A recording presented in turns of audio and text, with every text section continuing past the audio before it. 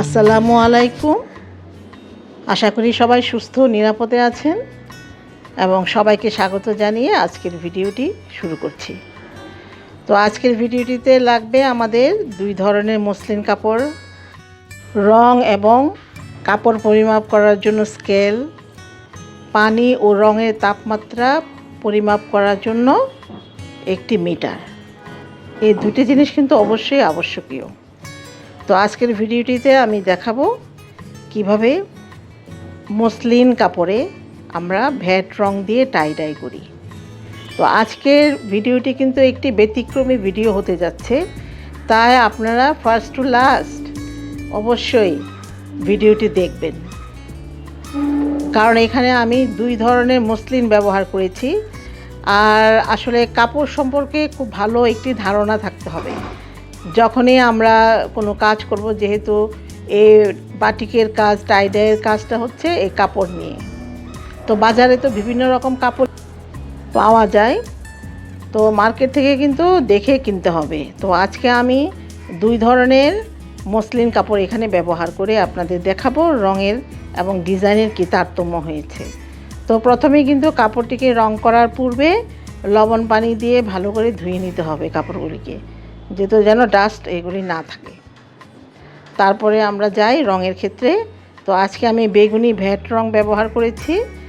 এখন তাপমাত্রাটা হচ্ছে রঙের সবচেয়ে প্রধান। তো এখানে আপনারা 35 থেকে 40 ডিগ্রি সেলসিয়াসের মধ্যে কিন্তু রঙের তাপমাত্রা রাখতে হবে, যেহেতু মসলিন কাপড়। তো এখানে আমি দুটি ডিজাইন বেঁধে নিয়েছি, একটি হানিকম্ব এবং একটি সাধারণ ডিজাইন। তো যে হানিকম্ব ডিজাইনটা হচ্ছে অরিজিনাল মসলিন, আর এটা হচ্ছে আমাদের বাজারে যেটা পাওয়া যায় সেটা একদম সাদা, আমাদের মার্কেটে যেগুলি বিক্রি করে এটাও রং হবে, কিন্তু ডিজাইন কীরকম হবে ভিডিওর শেষে আপনারা এটা দেখতে পারবেন। তো এই যে দেখুন, আমি কিন্তু রঙের কাপড়ের পরিমাণের সাথে রঙের পরিমাণটা আমি আরেকটা ভিডিওতে দেখিয়েছি এবং বলেছি, আপনারা একটু দেখে নিন এবং ডেসক্রিপশন বক্সে আমি ওই ভিডিওটির লিঙ্ক দিয়ে দিব, ওখান থেকে দেখে নেবেন।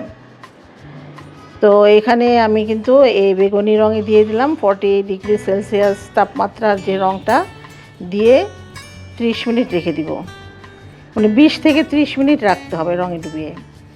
তারপরে ডুবিয়ে রেখে এই যে আমি কিন্তু ঠান্ডা পানি দিয়ে ধুয়ে নিলাম, খুব ভালো করে ধুয়ে নিতে হবে।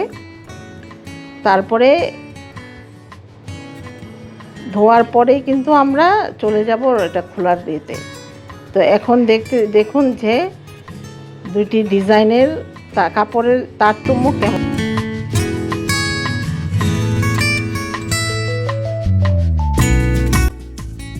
এই ডিজাইনটি হচ্ছে পিওর মসলিন কাপড়ের। সবাইকে অসংখ্য ধন্যবাদ যারা আমার ভিডিও দেখছেন এবং আমাকে সাবস্ক্রাইব করেছেন এবং আমাকে এগিয়ে নিয়ে যাচ্ছেন। আর আমার ফেসবুক পেজে এবং ইউটিউবে এরকম আরও সুন্দর সুন্দর টিউটোরিয়াল আছে, আপনারা ওগুলোও দেখে নিতে পারেন। তো আমার সাথেই থাকুন।